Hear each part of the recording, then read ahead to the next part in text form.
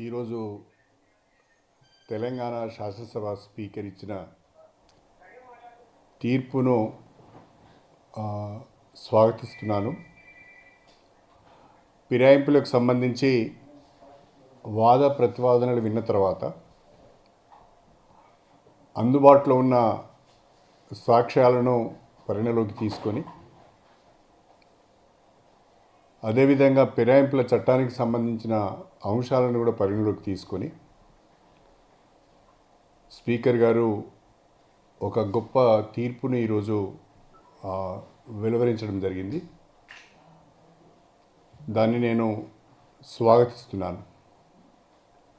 ప్రధానంగా BRS party ఎమ్మెల్యేలు మాకు వ్యతిరేకంగా వేసిన పార్టీ ఫిరాయింపుల పిటిషనే చట్టబద్ధం కాదు అనేది నా అభిప్రాయం. ఎందుకంటే బీఆర్ఎస్ పార్టీ నియమావళి ప్రకారము ఎవరైనా సభ్యులు పార్టీ ఫిరాయించినప్పుడు వారికి ముందుగా షోకాజ్ నోటీస్ ఇవ్వాలి, వారి నుండి వివరణ తీసుకోవాలి. నాకు సంబంధించినంతవరకు పార్టీ నాకు ఏ రకమైన షోకాజ్ నోటీస్ ఇవ్వలేదు, పార్టీ నా నుంచి ఏ రకమైన వివరణ అడగలేదు. కేసీఆర్ గారు ఎన్నడూ కూడా ప్రజల ముందుకు వచ్చి మీడియా ముందుకు వచ్చి పార్టీ ఫిరాయింపులపైన మాట్లాడలేదు. ఒక మాటలో చెప్పాలి అంటే బీఆర్ఎస్ పార్టీ పరంగా పిటిషన్ వేయలేదు. బీఆర్ఎస్ పార్టీ పరంగా పార్టీ ఫిరాయింపుల ఆరోపణలు ఎదుర్కొంటున్న 10 మంది పైన ఎందుకు పిటిషన్ వేయలేదు అని చెప్పి నేను కేసీఆర్ని అడుగుతున్నా. మీరు ఎమ్మెల్యేల ద్వారా పిటిషన్ వేయించారు, పార్టీ పరంగా ఎందుకు వేయలేదు, అధ్యక్షునిగా మీరు ఎందుకు పిటిషన్ వేయలేదు అని నేను అడుగుతున్నా. రెండవది, మేము పార్టీ ఫిరాయించడమని మా పైన ఆరోపణ చేస్తున్న బీఆర్ఎస్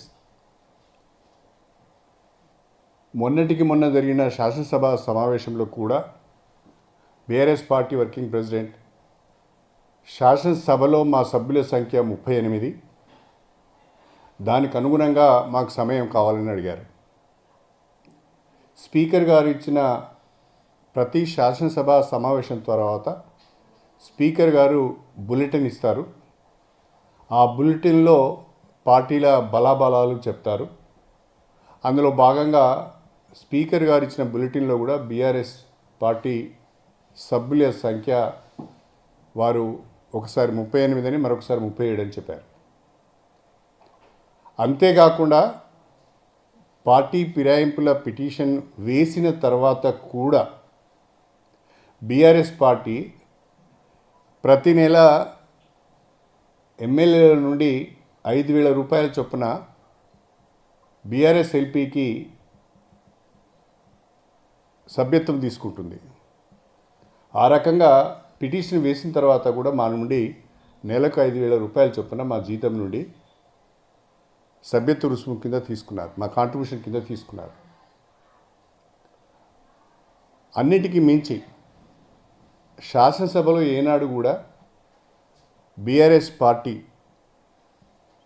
ఏదైనా అంశం పైన ఒక విప్ జారీ చేసింది లేదు, ఆ విప్పును మేము ధిక్కరించింది లేదు. స్పీకర్ గారి పరిధిలో శాసనసభ సమావేశాలలో బీఆర్ఎస్ పార్టీకి వ్యతిరేకంగా పనిచేసింది లేదు. అలాంటప్పుడు మీరు పార్టీ నియమావళి పాటించకుండా, మాకు షోకాజ్ నోటీసులు ఇవ్వకుండా, మమ్మల్ని వివరణ అడగకుండా శాసనసభలో మా సభ్యత్వాన్ని తీసుకొని 38 మంది ఎమ్మెల్యేలు ఉన్నామని చెప్పి పార్టీ పరంగా పిటిషన్ వేయకుండా మీరు ఒక ఎమ్మెల్యేతో పిటిషన్ వేశారంటేనే మీకు ముందుగానే తెలిసిపోయింది మీరు వేసే అనర్హత పిటిషన్ పైన ఏమీ మెటీరియల్ లేదని. నేను ఈరోజు అడుగుతున్నా బీఆర్ఎస్ పార్టీ నాయకులను, నేను స్ట్రైట్గా కేసీఆర్ గారిని అడుగుతున్నా. పార్టీ ఫిరాయించిన వారు రాజీనామా చేయాలని అంటున్నారు. మేము బీఆర్ఎస్ పార్టీలోనే ఉన్నాము, బీఆర్ఎస్ నాయకత్వానికి దూరంగా ఉంటున్నాము, నియోజకవర్గ అభివృద్ధి కొరకు కాంగ్రెస్ ప్రభుత్వంతో కలిసి పనిచేస్తున్నామని చాలా స్పష్టంగా చెప్తున్నారు. అయినా మీరు మమ్మల్ని రాజీనామా చేయమని చెప్తున్నారు. కానీ నేను ఒక మాట కేసీఆర్ను సూటిగా అడగదలుచుకున్నా. 2014 నుంచి 2023 వరకు మీరు ముఖ్యమంత్రిగా ఉన్న సమయంలో ఎన్ని రాజకీయ పార్టీల నుంచి ఎంతమంది ఎమ్మెల్యేలను మీరు పార్టీలోకి తీసుకున్నారు? ఏ రకంగా మీరు పార్టీ ఫిరాయింపులను ప్రోత్సహించారు? అంతేకాకుండా పార్టీ ఫిరాయింపులను ప్రోత్సహించి వాళ్ళను మంత్రులుగా చేసిన చరిత్ర మీది. ఉమ్మడి ఆంధ్రప్రదేశ్లో జరిగినన్ని పార్టీ ఫిరాయింపులు తెలంగాణ రాష్ట్రం ఏర్పడిన తర్వాత జరిగినాయి. పార్టీ ఫిరాయింపులకు సూత్రధారి మీరు,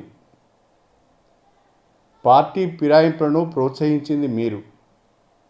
తెలంగాణలో ఏ ఒక్క రాజకీయ పార్టీ కూడా ఉండకూడదు అని అన్ని రాజకీయ పార్టీల యొక్క శాసనసభ పక్షాలను పార్టీలో చేర్చుకున్నది మీరు. ఆనాడు మీరు చేసింది నైతికంగా, రాజ్యాంగపరంగా, నైతికంగా, రాజకీయంగా తప్పని మీరు భావిస్తే మీరు తెలంగాణ ప్రజలకు గతంలో నేను చేసింది పొరపాటు, నన్ను క్షమించండి అని మీరు ప్రజలను కోరితే, మీకు కావాల్సింది నా రాజీనామే కాబట్టి మీరు తెలంగాణ ప్రజలకు క్షమాపణ చెప్పిన మరుక్షణమే నేను రాజీనామా చేసి ఉప ఎన్నికలు వెళ్ళడానికి సిద్ధంగా ఉన్నాను. ఆ ధైర్యం మీకుందా అని నేను అడుగుతున్నాను. కేటీఆర్ గారి యొక్క ట్వీట్ ఇప్పుడే చూశాను నేను. కేటీఆర్ గారు రాజ్యాంగ విలువలను, ప్రజాస్వామ్య విలువలను దెబ్బతీసే విధంగా ఈ తీర్పు ఉందని చెప్తున్నారు. అసలు దీనికి సూత్రధారి, పాత్రధారులే మీరు కదా. మీరు శుద్ధపూసల లెక్క మాట్లాడితే ఎట్లా? చేసిన పొరపాట్లన్నీ చేసి రాజకీయ వ్యవస్థను భ్రష్టుపట్టించి, ఫిరాయింపులను ప్రోత్సహించి, ఫిరాయించిన వారిని మంత్రులను చేసి, ఇవాళ మేము